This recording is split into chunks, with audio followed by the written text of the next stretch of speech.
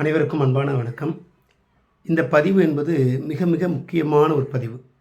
என்ன அப்படின்னா, இன்றைக்கு படிக்கக்கூடிய மாணவர்களுக்கு மிக மிக முக்கியமான பதிவு. அதுவும் குறிப்பாக பார்த்தீங்க அப்படின்னா, இந்த 10th ஸ்டாண்டர்ட், அதாவது 6ஆம் வகுப்புலேருந்தே நல்லா படிச்சுட்டு வரான் அப்படின்னா அவனை பற்றி பிரச்சனையே இல்லை. 10த்தில் நல்லா படிப்பான். ஆனால் 6ஆம் வகுப்பில் நல்லா படிக்கான், 7 நல்லா படிக்கான். வர வர படிப்பு குறைஞ்சிக்கிட்டே வருதுன்னா, அந்த மாணவன்கிட்ட பெற்றோர்கள் ரொம்ப கவனமாக இருக்கணும். ஏன்னா மாணவனுடைய சேர்க்கை சரியில்லாமல் இருக்கலாம், அல்லது மாணவன்கிட்ட வேறு ஏதாவது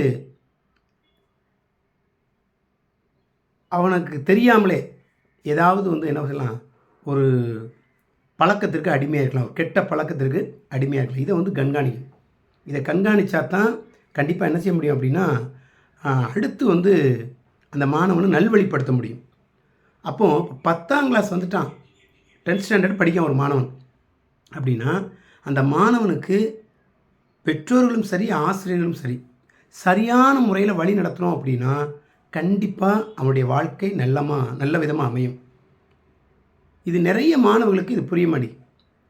ஆசிரியரும் பெற்றோரும் நம்முடைய நன்மைக்கு தான் சொல்கிறாங்க அப்படின்னு எந்த மாணவனும் மாணவியும் நினைக்கிறது கிடையாது. 10ஆம் கிளாஸ் படிக்கும்போதே பல விஷயங்களில் அவன் இறங்கிடுறான். குறிப்பாக இன்றைக்கி செல்ஃபோனை வச்சு ரொம்ப நல்லதும் பண்ணலாம், அதே மாதிரி நிறைய கெட்டும் போகலாம். இந்த மாதிரி நிறைய இருக்குது. அப்போ நம்ம எப்படி அதை கையாளுறோம் அப்படிங்கிறது தான் ரொம்ப முக்கியமானது. அதிலிருந்து படிப்பு விஷயமாக அதை தெரிஞ்சுக்கலாமா, அல்லது நாலேஜ் வளர்த்துக்கலாமா அப்படிங்கிற எண்ணத்தில் மாணவன் செல்ஃபோனை பயன்படுத்தினா அப்படின்னா அது நல்லது. அதுவுமே ஒரு குறிப்பிட்ட நேரம் தான், அளவுக்கு அதிகமான நேரம் செல்ஃபோனை என்ன செய்யக்கூடாது, பயன்படுத்தக்கூடாது. இதை மாணவர்கள் புரிஞ்சுக்கணும். இன்னும் நிறைய மாணவர்கள் வீட்டில் வறுமை நிலையில் இருக்கலாம், அல்லது வீட்டில் மிகப்பெரிய கஷ்டத்தில் இருக்கலாம், அல்லது அம்மா அப்பாவை இழந்திருக்கலாம், அல்லது அப்பாவை மட்டும் இழந்திருக்கலாம். இந்த மாதிரி பல்வேறு சூழ்நிலைகளிலிருந்து பள்ளிக்கூடம் வராங்க. அப்போ அப்பேற்பட்ட மாணவர்கள், நீங்கள் வாழ்க்கையில் ஜெயிக்கணும் அப்படின்னா உங்களுக்கு உறுதுணையாக இருக்கிறது எது அப்படின்னு சொன்னால் கல்வி தான். அதை மட்டும் நீங்கள் மறந்துடாதீங்க. சொந்தக்காரங்க கைவிடலாம், உங்களுடைய உறவுகள் கைவிடலாம், உங்களுடைய உடன் பிறந்தவர்கள் கைவிடலாம், சரிங்களா? ஆனால் நீங்கள் கற்ற கல்வி ஒருபோதும் கைவிடாது. அதை மட்டும் ஞாபகத்தில் வச்சுக்கோங்க. அதனால் நம்ம பள்ளிக்கூடத்துக்கு எதற்காக வரோம் அப்படிங்கிறத முதல்ல மாணவர்கள் உணரணும். இப்போ நான் பேசுகிறத கேட்டு கூட எதுக்கு இவர் இப்படி பேசுகிறாரு அப்படின்னு கூட நிறைய மாணவர்கள் யோசிப்பீங்க. இவருக்கு வேலையே இதான், அட்வைஸ் பண்ணிக்கிட்டே இருப்பார்.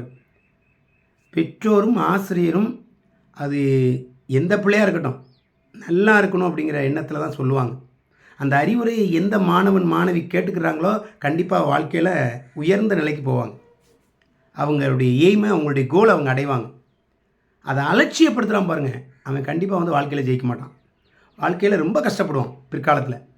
அதனால் படிக்கிற பொழுது நம்முடைய எண்ணம் முழுமையும் படிப்பில் தான் இருக்கணும். அதை விட ரொம்ப முக்கியமானது ஒழுக்கம், மாரல்பாங்க, டிசிப்ளின்பாங்க ஆங்கிலத்தில். அப்போது அந்த ஒழுக்கத்தோடு நம்ம படித்தோம் அப்படின்னா ஒழுக்கம் உயர்வு தரும்பாங்க, சரிங்களா? அதனால் ஒழுக்கம் ரொம்ப முக்கியம். ஒழுக்கம் இருந்தாலே படிப்பு வந்துடும். ஒழுக்கம் இருக்கக்கூடிய மாணவன்கிட்ட பாருங்கள், அமைதி இருக்கும், என்ன சொன்னாலும் உடனே கேட்பான், நல்லது எது கெட்டது எது அப்படின்னு யோசித்து செய்வான். ஆசிரியர்கள் அன்றாடம் நடத்தக்கூடிய பாடத்தை ரெகுலராக படிப்பான், பரீட்சைக்கு மட்டும் படிக்க மாட்டான், ரெகுலராக படிப்பான், உடனே செய்வான். ஆசிரியர் ஒன்று சொல்லிட்டாங்கன்னா அதை உடனே செய்வான். அம்மா அப்பாவுக்கு கீழ்ப்படிந்து நடப்பான், ஆசிரியருக்கு மரியாதை கொடுப்பான், பெரியவர்களை மதித்து நடப்பான். இதெல்லாம் அந்த ஒழுக்கம் தான் கொடுக்கு கல்வி அடுத்து. அப்போ இதெல்லாம் இருக்கும் பொழுது ஆட்டோமேட்டிக் என்ன வந்துடும், கல்வி வந்துடும், அங்கே படிப்பு வந்துடும். அதனால தாங்க ரொம்ப ரொம்ப முக்கியமான பாயிண்ட் திருப்பு முனைன்னு சொல்லலாம். வாழ்க்கையில் ஒரு மாணவனுக்கோ மாணவிக்கோ திருப்பு முனை, டேர்னிங் பாயிண்ட் வாங்க. அது எது அப்படின்னா அந்த 10ஆம் வகுப்பு படிக்கக்கூடிய அந்த காலகட்டம் தான். இதில் மட்டும் மாணவர்கள் முழுமையாக தங்களுடைய மனதை படிப்புக்கு மட்டும் செலுத்தினாங்க அப்படின்னா வாழ்க்கையில் அவங்க எதுவும் ஆகணும்னு நினைக்கிறாங்களோ அதுவாகிடுவாங்க. அதுதான் ரொம்ப கஷ்டம்.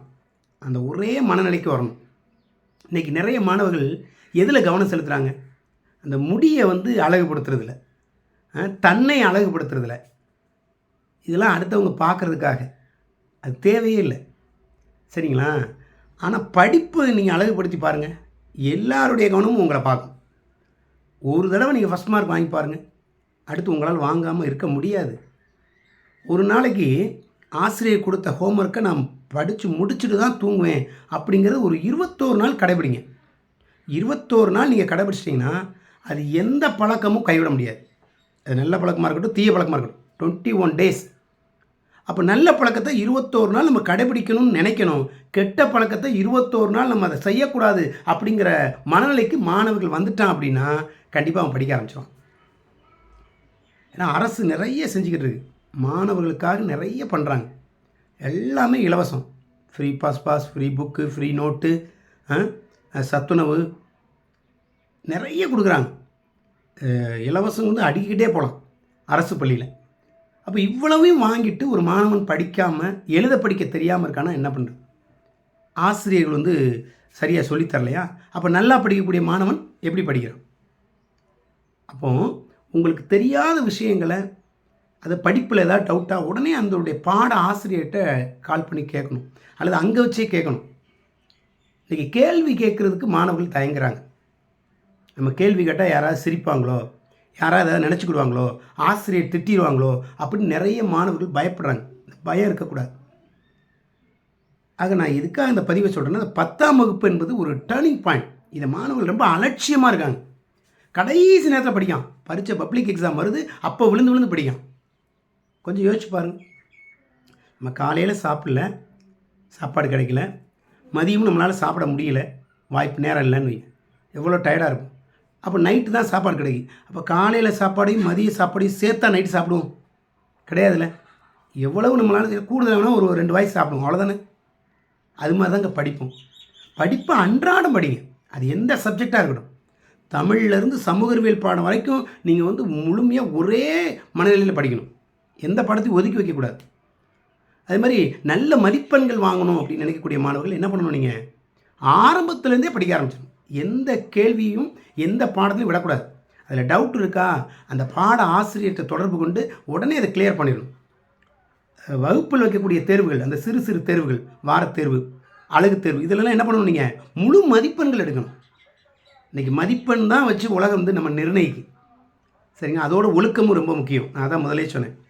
அப்போ மதிப்பெண்கள் அதிகமாக வாங்கணும் அப்படின்னா டெஸ்ட்டு, நம்ம கிளாஸில் நடக்கக்கூடிய தேர்வுலாம் அதிக மதிப்பெண்கள் வாங்கணும், முழு மதிப்பெண்கள் வாங்கணும். அடுத்து காலாண்டு தேர்வு, அரையாண்டு தேர்வு, இதெல்லாம் நீங்கள் வந்து கண்டினியூவாக ஒவ்வொரு பாடத்துலையும் 90 above வாங்கிக்கிட்டே வரணும். அப்போ தான் அரசு பொதுத் தேர்வில் நல்ல மதிப்பெண்களை பெறுவீர்கள். அப்படி பெறும்போது தான் என்ன நமக்கு கிடைக்கும்? 11th நல்ல குரூப் கிடைக்கும். மேல்நிலை பள்ளிக்கு நீங்கள் என்ன குரூப்பு எடுக்கணும்னு நினைக்கிறீங்களோ அந்த குரூப் கிடைக்கும். அப்போ தான் உங்களுடைய இலக்கை, உங்களுடைய லட்சியத்தை அடைய முடியும். நம்ம அதெல்லாம் விட்டுட்டு கடைசி நேரம் போய் படிக்கும், அது எப்படி சாத்தியமாகும்? அப்போது நீங்கள் வந்து படிக்காமல் யாரெல்லாம் ஏமாத்துறோம் அப்படின்னா, உங்களுக்கு எல்லாம் நீங்கள் பிறந்ததுலேருந்து உங்களுக்காகவே உழைக்கக்கூடிய அம்மா அப்பாவை ஏமாத்துறோம், அவங்களுடைய உழைப்பை ஏமாத்துறோம், அவங்களுடைய தியாகத்தை வேஸ்ட் பண்ணுறோம். அதே மாதிரி பாடம் நடத்தக்கூடிய, உங்களுக்கு அறிவுரை புகட்டக்கூடிய, உங்களுக்கு வழிகாட்டக்கூடிய ஆசிரியரை ஏமாற்றுறோம், இந்த அரசாங்கத்தை ஏமாற்றுறோம், இந்த சமூகத்தை ஏமாற்றிக்கிறோம். ஸோ அதனால் கெட்ட பழக்கத்திலிருந்து நீங்கள் முதல்ல மீண்டு வாங்க. நல்ல பழக்கத்தை தேர்வு செய்யுங்க, நல்ல நண்பர்களை தேர்வு செய்யுங்க. அப்போ தான் வந்து வாழ்க்கையில் நம்ம வந்து முன்னேற முடியும். சரிங்களா? அதனால் உங்கள் வாழ்க்கைக்கு உறுதுணையாக ஒரு அச்சாணியாக இருக்குது எதுன்னு சொன்னால் கல்வி ஃபஸ்ட்டு, அடுத்து ஒழுக்கம். ஒழுக்கம் ஃபஸ்ட்டு சொல்லி கல்வி அடுத்து வந்துடும். அதனால் இதை மட்டும் நீங்கள் மனதில் நினைத்து இப்போ படிக்கக்கூடிய இந்த 10ஆம் வகுப்பு நீங்கள் படிச்சுக்கிட்டு இருப்பாங்க மாணவர்கள், இப்போ இருந்தே கவனம் செலுத்துங்க. நான் ஏன் இந்த பதிவெல்லாம் கொடுக்குறேன் அப்படின்னா, இந்த பதிவை பார்க்கக்கூடிய ஒரு சில மாணவனார் இனிமேலாவது மனம் திறந்தலாம்ல. நம்ம தப்பு பண்ணிக்கிறோம், இனிமேல் நம்ம படிக்க ஆரம்பிப்போம், ஏன்னா 10ஆம் கிளாஸ் தான் வாழ்க்கையினுடைய திருப்பு முனைன்னு சொல்கிறாங்க அப்படிங்கிற எண்ணம் வருமே அப்படிங்கிறதுக்காக தான் இந்த பதிவு. அதனால் மாணவர்களாக இருந்தாலும் சரி, மாணவிகளாக இருந்தாலும் சரி, நீங்கள் வேறு எந்த இதுக்கும் அடிமையாகாமல், குறிப்பாக போதைக்கு அடிமையாகாமல், வேறு எந்த செயல்பாட்டிலையும் இறங்காமல், முழுக்க முழுக்க ஒழுக்கத்தோடும் அந்த கல்வியை கற்க வேண்டும் என்ற எண்ணத்தில் நீங்கள் படித்தீங்க அப்படின்னா 10ஆம் வகுப்பில் கண்டிப்பாக தேர்ச்சி அடைவீங்க. சரிங்களா? நிறைய மதிப்பெண்களை வாங்குவீங்க. நீங்கள் எடுத்த இலக்கை அடைவதற்கு அது ஒரு அடித்தளமாக அமையும் என்பதை சொல்லிக்கிறேன். நம்முடைய சேனலை கண்டினியூவாக பாருங்கள். கண்டிப்பாக 10ஆம் வகுப்பில் சமூக அறிவியல் பாடத்துக்கு பிரத்யேக படைப்புகள் போட்டுக்கிருக்கோம். அது உங்களுக்கு அரசு பொதுத் தேர்வுக்கு ரொம்ப முறையில் பயனளிக்கும். நன்றி. அடுத்த பதிவில் சந்திப்போம்.